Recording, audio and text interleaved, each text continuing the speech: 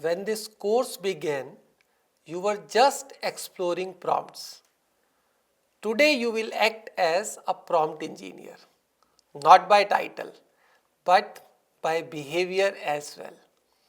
Since I called you prompt engineer, let me tell you, every engineer starts with a problem and ends with a prototype. That's what your week 1 mini project is, your first prototype in language. You will take a real situation, maybe from your classroom, your campus, or something pertaining to your career, and build a series of prompts that solve it creatively and responsibly. Let me welcome you in your first design sprint in prompt engineering.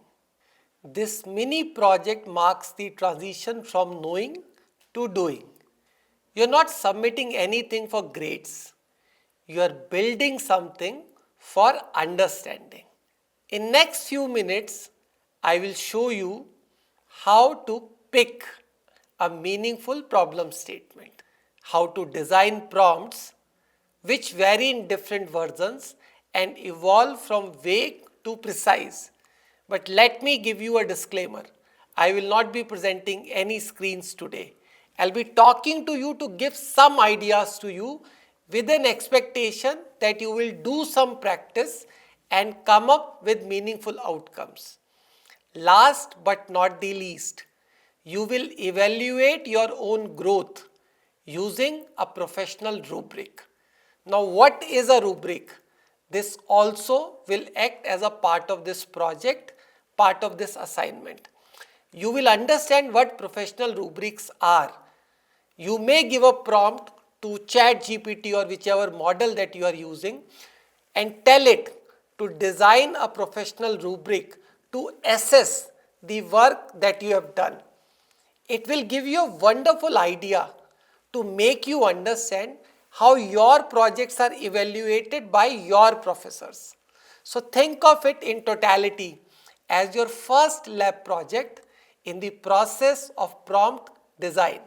For you to easily be able to relate to it, let's imagine 3 learners: Ananya, Ritvik, and Soham. Soham, I hope you remember a part of the very initial videos.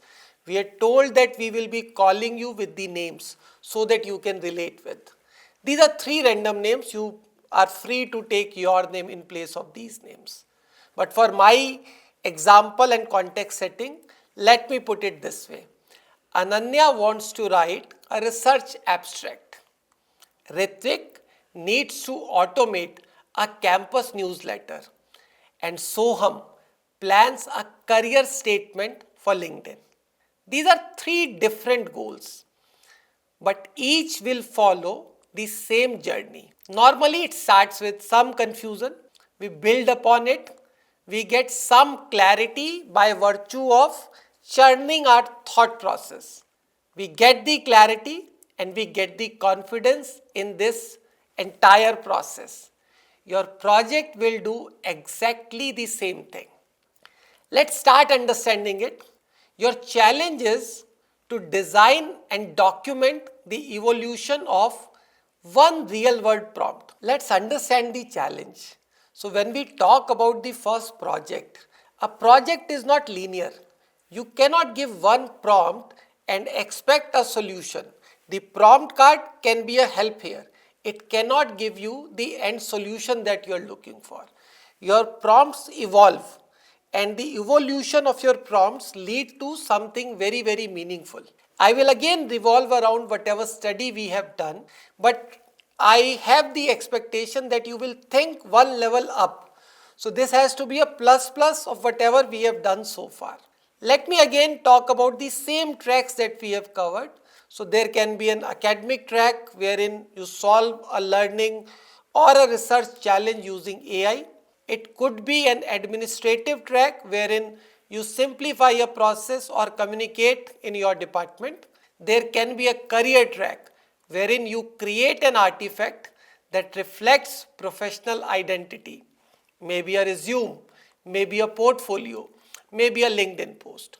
The nutshell story is you will begin with something which might be a little vague and end with a refined, role aware prompt that delivers measurable improvement.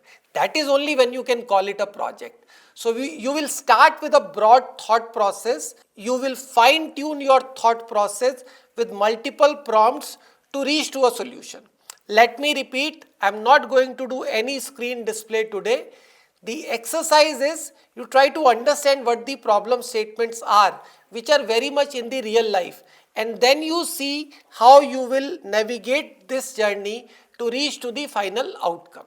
So what would be the step 1? Step 1 is define the problem in simple words, maybe a single line, maybe a sentence. For example, as a BSc student, I have to summarize a scientific article for presentation.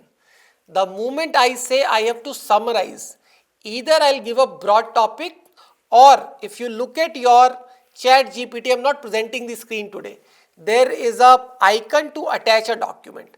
Maybe you attach a 50-page document, maybe you attach a 10-page document, maybe you attach a 80-page document, and you give a prompt to chat GPT to summarize this, or a concept which you want to summarize. You get something. Then you create the version 2, because this summary is a generic summary. It tells you something about what you want to learn, what you want to understand. It may not be close to the specific context in which you want to understand it. That is where your prompt card will come into picture. Maybe after the first volume that you get, the version 1 that you get, you give a fine tuning prompt that this is okay, but I need this more. Then you will get the version 2 of your required outcome.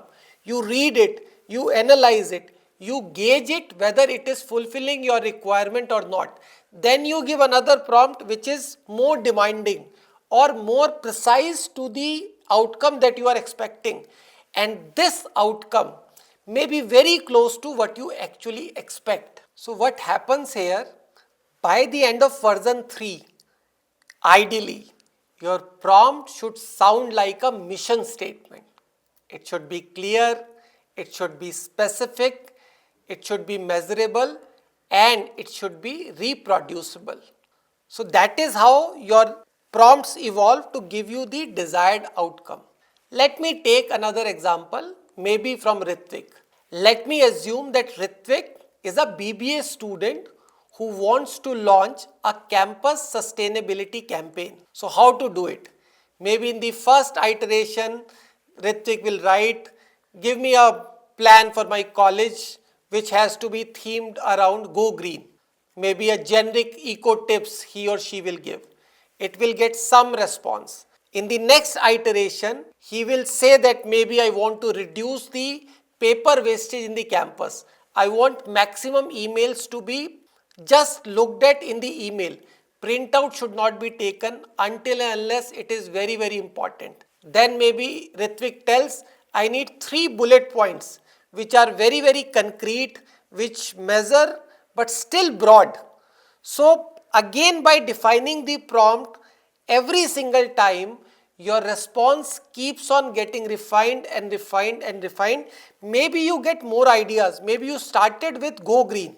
Eventually, you could figure out that by saving paper, I will be contributing in one or the other way. Maybe by reducing the use of single-use plastic, I'll be contributing a bit more.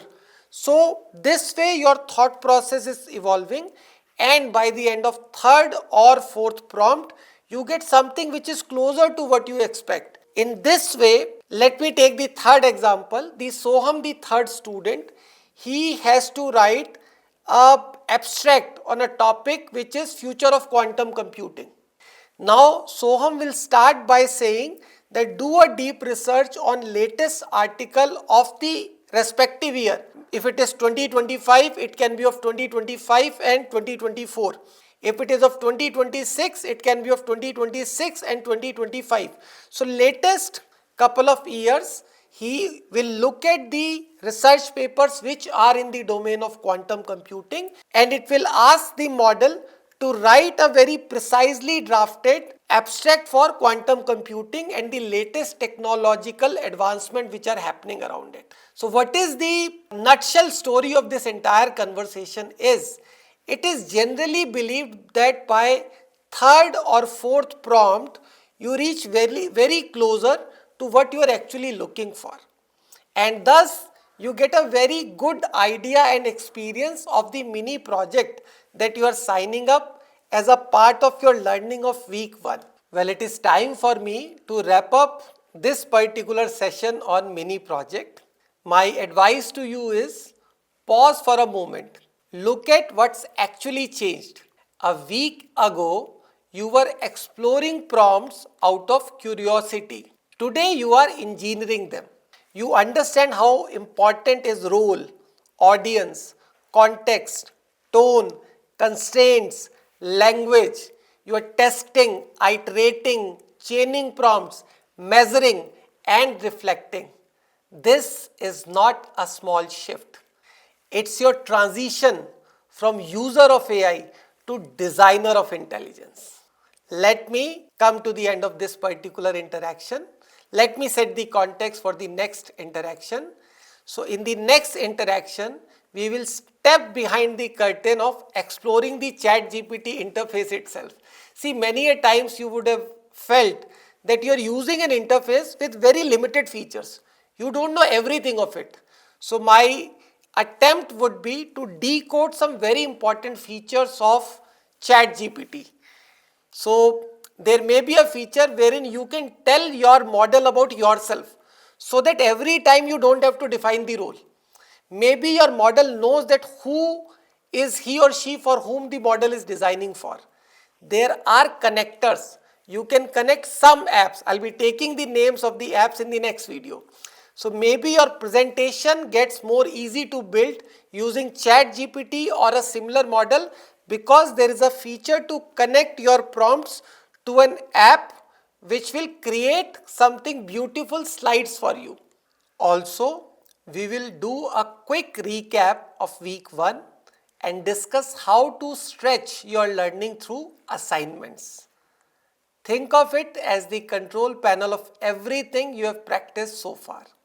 Until then, refine your mini project one more time. Notice how your phrasing alerts the outcomes, and come ready to unlock the engine that powers every prompt you will ever write. Because next time, we are not just prompting, we are learning how the prompt thinks back. Take care.